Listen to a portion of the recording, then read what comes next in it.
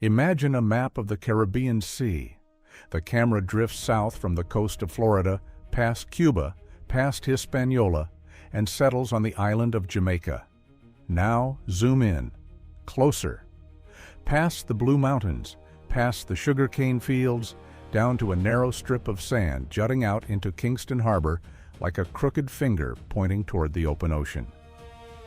This is where the most dangerous city in the Western Hemisphere once stood. At its peak, Port Royal had more money flowing through it per square foot than London, more taverns per capita than any city in the British Empire, and more pirates, cutthroats, and con artists packed into 10 blocks than most countries had in their entire prison systems. They called it the wickedest city on earth. And for about 30 years, it earned that title every single day. But on June 7, 1692, at exactly 11:43 in the morning, the ground opened up and swallowed 2/3 of the city whole. Buildings, streets, people, treasure, all of it, dragged into the earth and the sea in less than 3 minutes. This is the true story of Port Royal, how it was built, how it thrived, and how the Caribbean's most infamous city was erased from the map in the time it takes to boil water. To understand how Port Royal became the pirate capital of the world, you have to go back to 1494, when Christopher Columbus first set foot on Jamaica during his second voyage to the New World. The Spanish claimed the island, and for the next 160 years, they used it primarily as a supply base. Jamaica was never Spain's crown jewel. That honor belonged to Cuba and Hispaniola, where gold and sugar plantations generated enormous wealth. Jamaica was more of an afterthought, a place to dock ships, resupply fresh water, and move on. The Spanish built a small settlement called Santiago de la Vega, which is present-day Spanish Town, a few miles inland. They brought enslaved Africans to work small farms. They raised cattle, and for the most part, they ignored the natural harbor on the southern coast, a deep-water port protected by a long sand spit that could shelter dozens of ships from storms and enemy fleets. That harbor would become the most strategically valuable piece of real estate in the Caribbean. But the Spanish never figured that out. In 1655, Oliver Cromwell launched what he called the Western Design, an ambitious military campaign to seize Spanish territories in the Americas. Cromwell sent a fleet of 38 ships and about 8,000 soldiers under Admiral William Penn and General Robert Venables to capture Hispaniola. The attack was a disaster. Spanish defenders and local guerrilla fighters crushed the English forces. Hundreds of soldiers died from disease before they even reached the battlefield. Humiliated and desperate for something to show Cromwell back in London, Penn and Venables sailed south and attacked Jamaica instead. The Spanish garrison was tiny, maybe 1,500 people total on the entire island. The English took it with barely a fight. But holding Jamaica was a different problem entirely. Spain wanted it back. The island was surrounded by Spanish-controlled territories. Cuba sat 90 miles to the north, Hispaniola to the east. The Spanish Main stretched across the entire southern horizon. England had just seized a tiny island in the middle of enemy waters, and they didn't have nearly enough soldiers or ships to defend it conventionally. So the new English governor, Edward D'Oyly, came up with a solution that would change Caribbean history forever. He couldn't afford a proper navy, but he could invite pirates. D'Oyly began issuing letters of marque to privateers. These were essentially government-sanctioned licenses to steal. The deal was simple: attack Spanish ships, raid Spanish ports, bring the plunder back to Jamaica. Keep a share for yourself, give a percentage to the crown, and you won't be hanged for piracy. It was a brilliant move. Overnight, Jamaica went from a vulnerable colonial outpost to a magnet for every ambitious sailor, fortune hunter, and outlaw in the Atlantic. And the place they all gravitated toward was that narrow sand spit on Kingston Harbor.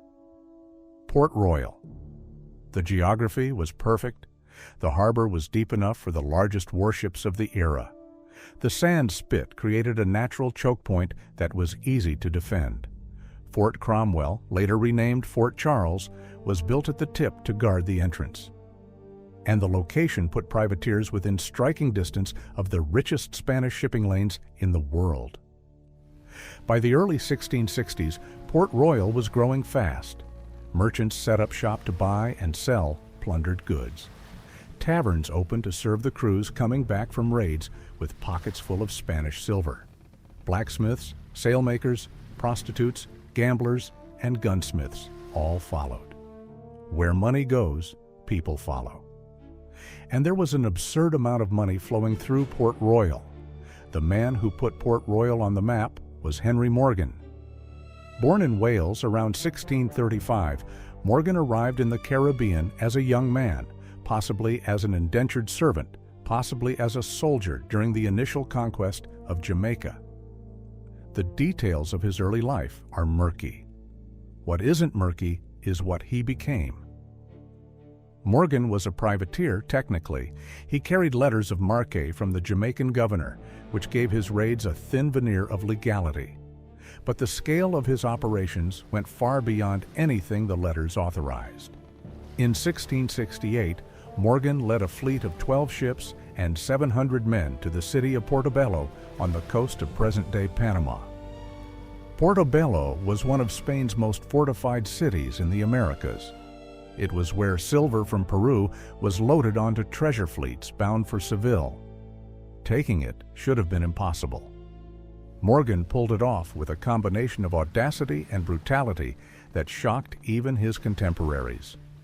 His men captured a nearby fort by using Catholic priests and nuns as human shields, forcing the Spanish defenders to hold their fire. Once inside Portobello, they looted the city for 2 weeks, torturing residents to reveal hidden treasure. The total haul was worth approximately 250,000 pieces of 8. Adjusted for inflation, that's somewhere in the neighborhood of $50 million. Morgan sailed back to Port Royal a hero.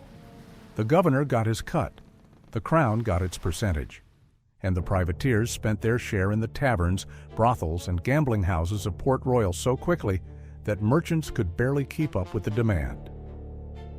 2 years later, Morgan topped himself. In 1671, he led 36 ships and nearly 2,000 men across the Isthmus of Panama to attack the city of Panama itself. This was the richest city in the Americas, the hub of Spain's entire Pacific trade network. Morgan's men marched through jungle, fought off ambushes, crossed rivers, and arrived at the city walls half-starved and outnumbered. They took Panama City in a single day. The Spanish governor ordered the city burned rather than let it fall into English hands.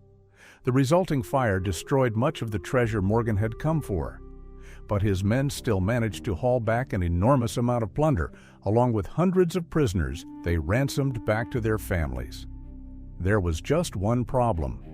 By the time Morgan attacked Panama, England and Spain had signed a peace treaty. The Treaty of Madrid, ratified in 1670, was supposed to end hostilities between the two empires in the Caribbean. Morgan either didn't know about the treaty or didn't care. Either way, Spain was furious. The diplomatic fallout forced England to act. Morgan was arrested and shipped back to London to answer for his crimes. But here's where the story takes a turn that tells you everything about the era. Instead of punishing Morgan, King Charles II knighted him. Sir Henry Morgan was then sent back to Jamaica as the island's lieutenant governor. The king understood what Morgan represented. Port Royal was too valuable. The privateers were too useful. And Morgan, for all his brutality, had proven that a small force of motivated pirates could project more power than a conventional navy. So back to Jamaica Morgan went, now wearing the title of knight and the authority of governor. During the 1670s and into the 1680s, Port Royal reached its peak. The city occupied about 51 acres of land on the sand spit, roughly the size of a few city blocks by modern standards. Into that space, builders crammed over 2,000 structures. Multi-story brick buildings lined the main streets. Warehouses held goods from 4 continents. Goldsmiths, silversmiths, and jewelers set up workshops to process the constant stream of stolen precious metals. Contemporary accounts describe the city as obscenely wealthy and equally chaotic. One visitor wrote that the people of Port Royal drank and swore more than anywhere he had ever been. A clergyman stationed there in the 1680s complained that the city had one tavern or drinking house for every 10 residents. The math on that is staggering. Port Royal's population hovered around 6,500 people at its peak, making it one of the largest English cities in the Americas, rivaling Boston and roughly equal to Charlestown in South Carolina. If the clergyman's ratio was even close to accurate, that means roughly 650 establishments serving alcohol in a city you could walk across in 10 minutes.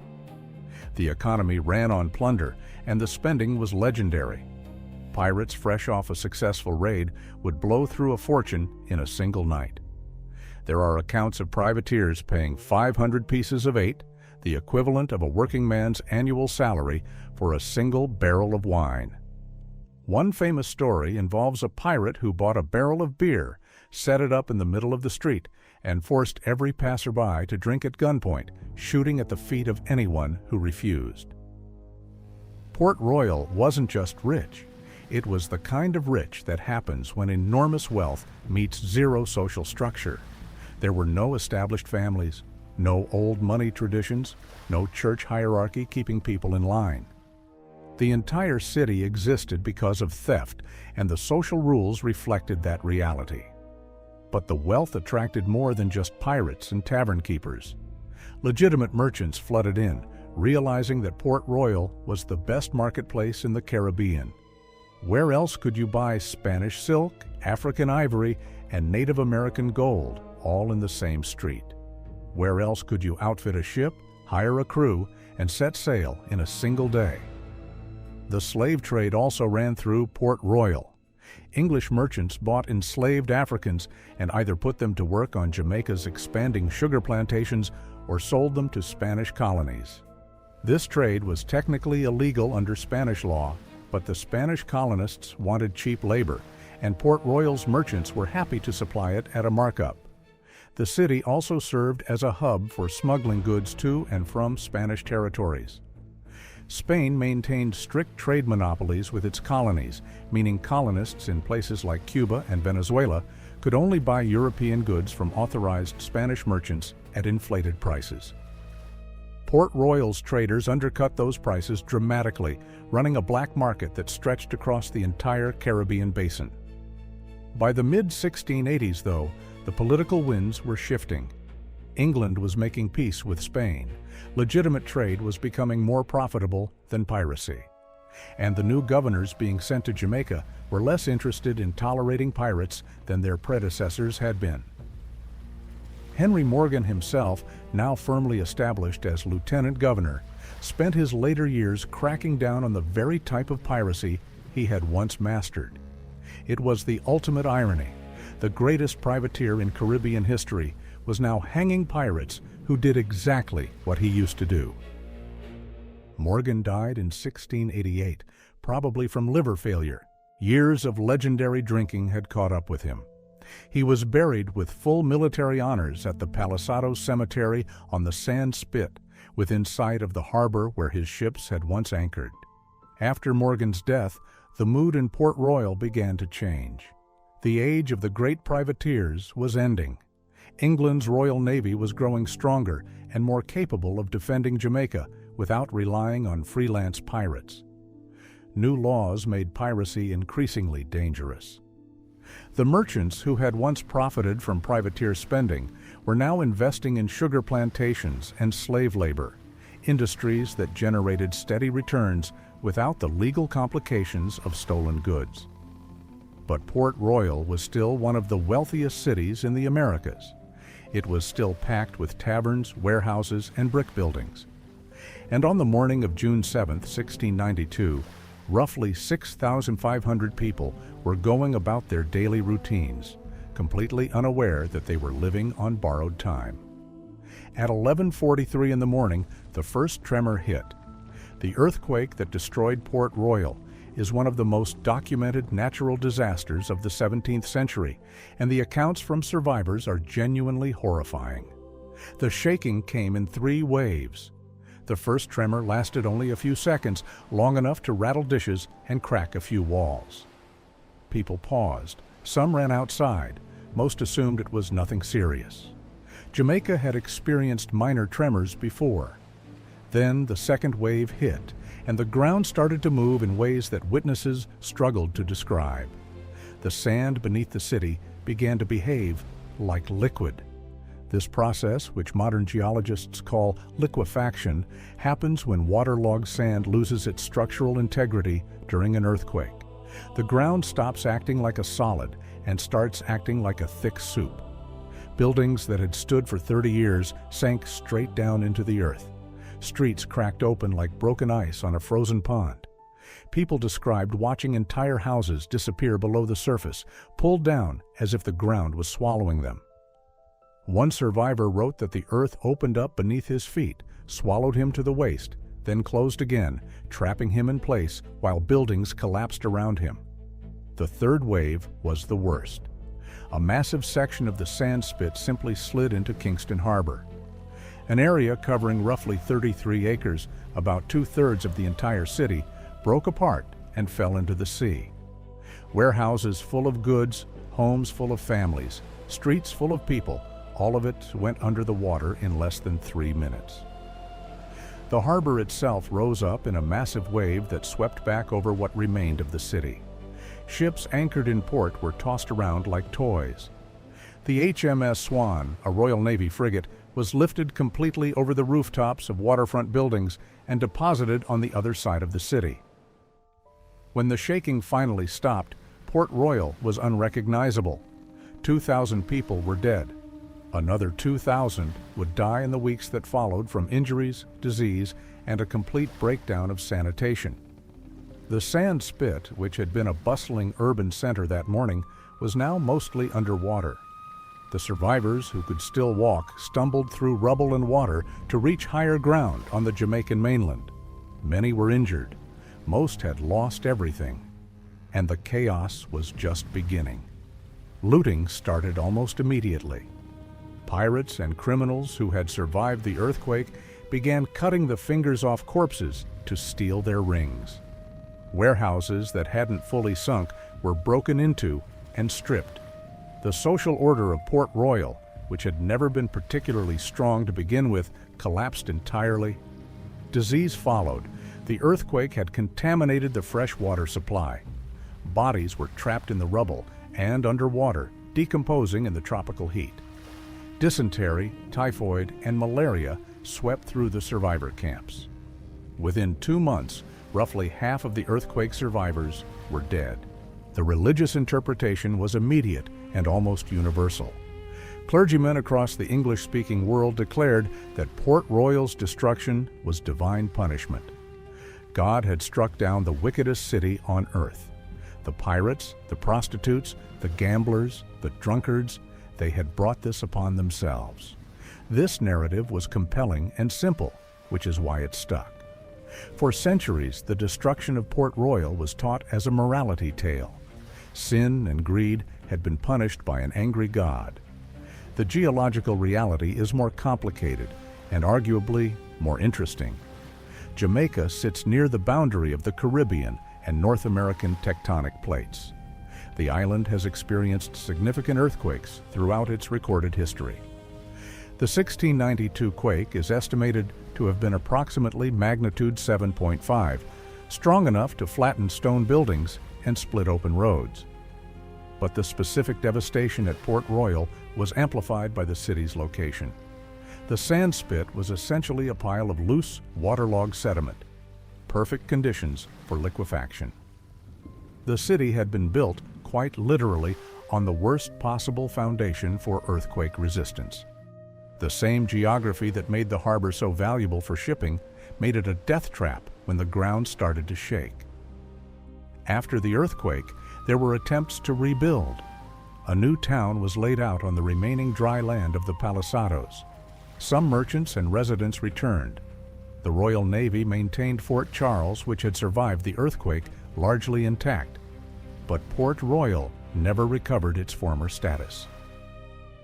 A fire in 1703 destroyed much of what had been rebuilt. A hurricane in 1722 caused further damage. Another earthquake in 1907 damaged what little remained. Each disaster seemed to confirm the narrative that Port Royal was cursed, a place that nature itself refused to let stand. The center of Jamaican commerce shifted across Kingston Harbor to the new city of Kingston, which was founded in 1692, partly as a refuge for Port Royal survivors. Kingston would eventually become the capital of Jamaica, growing into the metropolitan hub that the sand spit was never meant to be. Port Royal itself shrank to a small fishing village. By the 20th century, it was home to a few hundred people, a handful of buildings, and the ghosts of its pirate past. Fort Charles still stood at the tip of the sand spit, gradually sinking and tilting as the land continued to settle. It became known locally as the Giddy House because of its dramatic lean. But under the waters of Kingston Harbor, the old city waited. The underwater ruins of Port Royal are one of the most significant archaeological sites in the Western Hemisphere. When the 1692 earthquake dragged 2/3 of the city into the harbor, it essentially created a time capsule. Buildings, artifacts, personal possessions, and human remains were sealed beneath layers of sand and silt in an anaerobic environment that slowed decomposition. Starting in the 1950s, marine archaeologists began exploring the submerged ruins. What they found was extraordinary. Complete buildings still standing underwater, their walls intact, their contents preserved. Tavern floors still covered with pewter mugs. Workshops with tools still in place.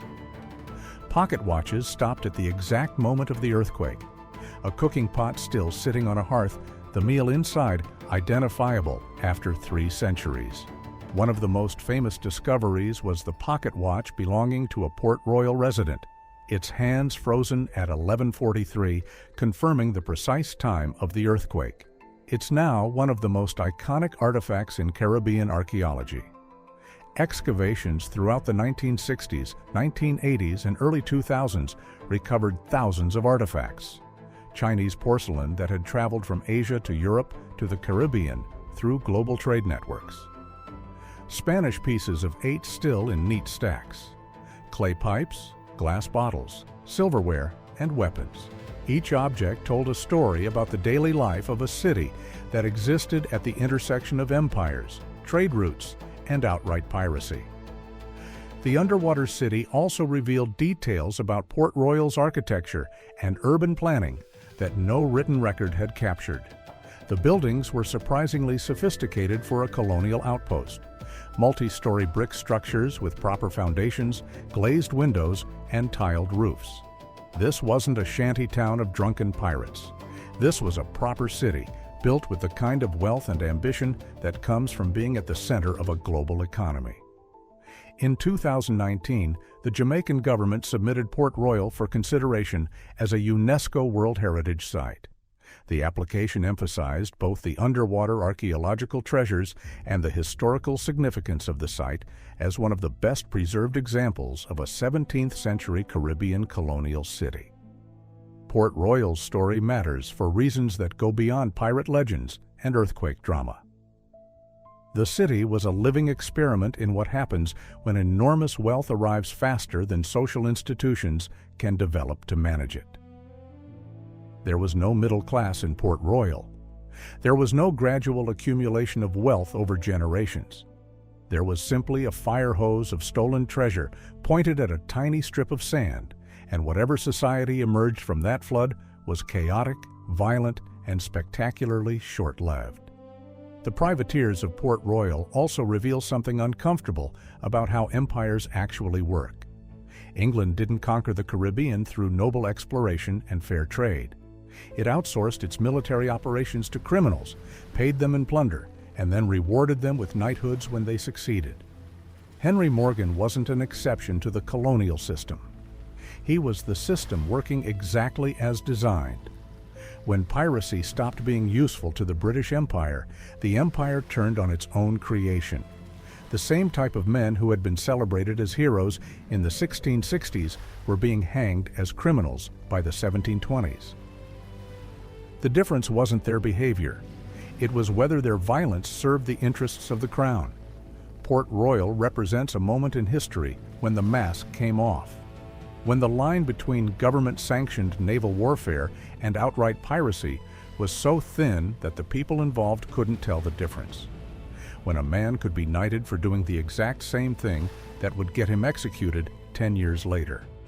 The earthquake of 1692 didn't destroy Port Royal's legacy. If anything, it preserved it. The sudden catastrophic end froze the city in time, turning it into a snapshot of the Golden Age of Caribbean piracy. Every artifact pulled from the harbor floor is a piece of evidence from an era that most history books either romanticize or ignore. Today, you can visit Port Royal. It's a quiet fishing village at the end of a long, narrow road that runs along the Palisados. Fort Charles is still there, leaning at its angle, offering tours to visitors. The harbor is calm. The sand spit is narrow and flat and unremarkable. But beneath the water, the wickedest city on earth is still down there. The taverns, the warehouses, the streets where pirates once spent fortunes in a single night, the buildings that sank in 3 minutes on a Tuesday morning in 1692. The map has moved on. Kingston sprawls across the mainland now. Cruise ships dock at modern terminals.